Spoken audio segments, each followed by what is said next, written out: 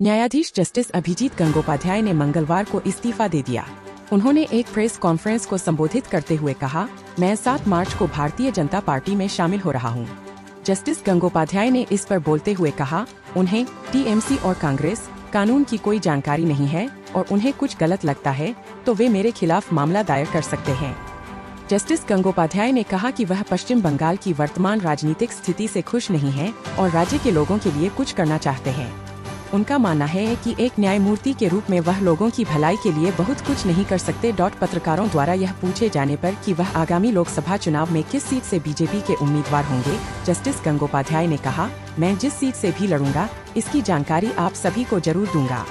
उन्होंने कहा, सत्ताधारी पार्टी तृणमूल कांग्रेस के प्रवक्ताओं ने बार बार मेरी आलोचना की है। उन्हें नहीं पता कि किसी जज के बारे में वे ऐसी बातें नहीं कह सकते। उनके घोटाले सामने आ रहे हैं।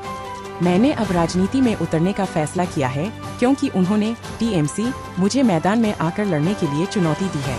मैंने कलकत्ता हाई कोर्ट के चीफ जस्टिस को अपना इस्तीफा सौंप दिया है। न्यायमूर्ति अभिजीत गंगोपाध्याय ने आलोचकों को अपने खिलाफ केस दर्ज कराने की चुनौती दी, जो उनके राजनीति में शामिल होने और उनके पूर्व फैसलों पर सवाल उठा रहे हैं। कौन है जस्टिस अभिजीत गंगोपाध्याय, जिनके चुनाव लड़ने की हैं अटकलें, विवादों में रहे, दे चुके हैं बड़े फैसले। बता दें कि टीएमसी और कांग्रेस ने सवाल उठाए हैं कि अगर जस्टिस गंगोपाध्याय राजनीति में आते हैं तो उनके पिछले फैसले सवालों के घेरे में आ जाएंगे। टीएमसी सांसद अभिषेक बनर्जी ने कहा, अभिजीत गंगोपाध्याय ने एक बात साफ तौर पर कही है कि मैंने बीजेपी से संपर्क किया और बीजेपी ने उनसे संपर्क किया। तो अब आप जज रहते उनके द्वारा लिए गए सभी निर्णयों को समझ गए होंगे। लोग काफी समझदार हैं, उन्हें सब पता है। इसलिए उन्होंने न्यायपालिका छोड़ने और एक ऐसे क्षेत्र राजनीति में उतरने का फैसला किया जो व्यापक तरीके से उनके उद्देश्यों को पूरा करेगा। कोलकाता में पत्रकारों से बात करते हुए उन्होंने प्रधानमंत्री नरेंद्र मोदी की प्रशंसा की और उन्हें बहुत मेहनती आदमी बताया। उन्होंने कहा, तृणमूल के शासन में भ्रष्टाचार चरम पर है। पीएम मोदी बहुत मेहनती व्यक्ति हैं और वह इस देश के लिए कुछ करने की कोशिश कर रहे हैं।